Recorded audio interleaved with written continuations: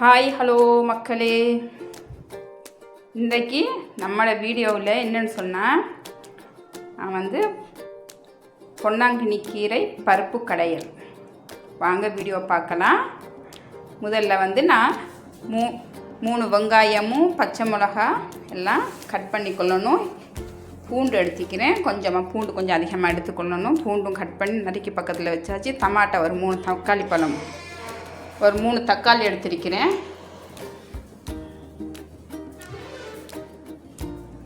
3 தக்காளியும் அதையும் அரிஞ்சு வச்சாச்சு. இப்போ வாங்க தாளிக்கலாம். முதல்ல வந்து அடுப்பை பற்ற வச்சு சட்டியும் வச்சு தேவையான எண்ணெயை ஊற்றிக்கொள்ளணும். அதில் வந்து எண்ணெய் கொஞ்சம் சூடாகின உடனேயும் நமக்கு தாளிக்கிறதுக்கு நம்ம வீட்டில் நம்ம டெய்லி பாவிக்கிறது தான் கடுகு, இந்த உளுத்தம் பருப்பு, கடலைப்பருப்பு அதெல்லாம் போட்டு நம்ம தாளிக்கிறதுக்கு நம்ம டெய்லி யூஸ் பண்ணுறது அதுதான். அதை போட்ட உடனே அது கொஞ்சம் முருகினதுக்கு அப்புறமா நம்ம இந்த வெட்டி வச்சிருக்கிற வெங்காயத்தையும் பச்சை மிளகா அதெல்லாம் போட்டு கொஞ்சம் வதக்கி கொள்ளணும். கொஞ்சம் அதையும் கலர் மாறட்டும். வெங்காயம் வந்து சின்ன சின்னதாக வெட்டாமல் கொஞ்சம் பெருசாக தான், துண்டு கொஞ்சம் பெரிய துண்டாக தான் வெட்டி கொள்ளணும். அந்த மாதிரி அரிஞ்சிக்கிட்டால் நல்லா. இது வந்து பொன்னாங்கண்ணி கீரையும் நல்லா தெரிஞ்சு கழுவி வச்சிருக்கிறேன். அதையும் போட்டு எல்லாத்தையும் அதை சேர்த்து வதக்கி கொள்ளணும். கொஞ்சம் நேரம் இதில் இருக்க தண்ணியெல்லாம் வற்றணும். தண்ணியெல்லாம் வற்றும் வரை நம்ம வந்து அதை வதக்கி கொள்ளணும் நல்லா.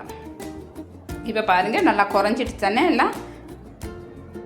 கொஞ்சம் நேரம் அவிஞ்ச உடனே கலையெல்லாம் அப்படியே குறைஞ்சிட்டு பாருங்களேன், எவ்வளோ கம்மியாகிட்டு.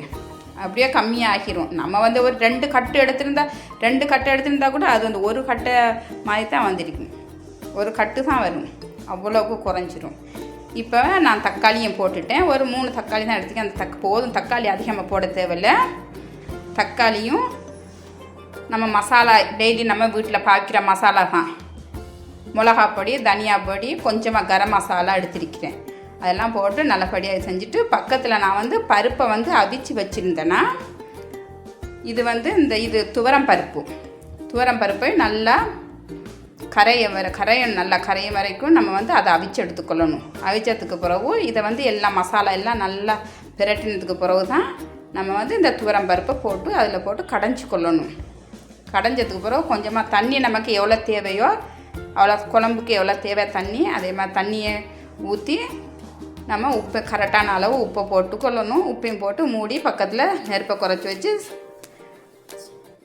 அதை வந்து அப்படியே கொதிக்க விட்டுறணும். இப்போ நான் வந்து ரொட்டி சுடுறேன். அதுக்கு இது வந்து ரொட்டிக்கு தான் நல்லா இருக்கும். சாதத்தை விட இது வந்து ரொட்டிக்கு தான் நல்லா இருக்கும். நான் வந்து ரொட்டியை சுட்டுக்கொள்கிறேன். இந்த ரொட்டியில் வந்து நான் வந்து மாவு குழைச்சதை நான் காட்டலை. மாவில் வந்து நான் குழைக்கிறதுக்கு என்னென்னு போட்டேன்னு சொன்னால்,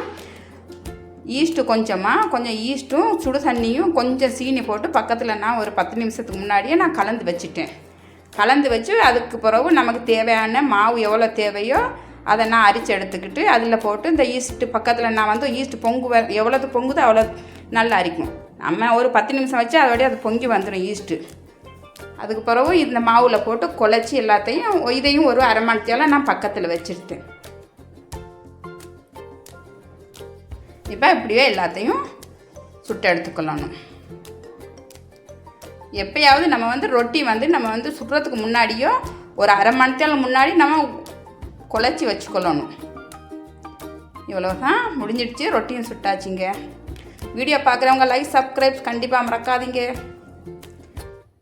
ப்ளீஸ்ப்பா சப்போர்ட் பண்ணுங்கப்பா. வீடியோ பார்க்குறீங்க, ஆனால் வந்து சப்ஸ்கிரைப்ஸ் லைக் பண்ணாமல் போகிறீங்க. அடுத்த வீடியோவில் சந்திக்கலாம். இதை விட நல்ல வீடியோவோட அடுத்த வீடியோவில் நான் கொண்டு வருவேன்.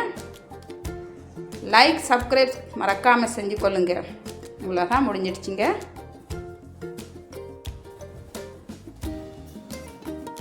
இப்போ நம்ம வந்து இந்த குழம்பை பார்க்கலாம். வற்றிட்டு பாருங்கள், தண்ணியெல்லாம் வற்றிட்டு.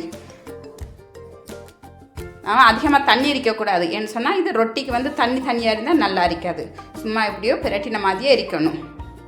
பாருங்கங்க, ரொட்டியும் பொன்னாங்கண்ணி நிற்கிற கடையல் சூப்பராக தயாராகிட்டு பாருங்கள்.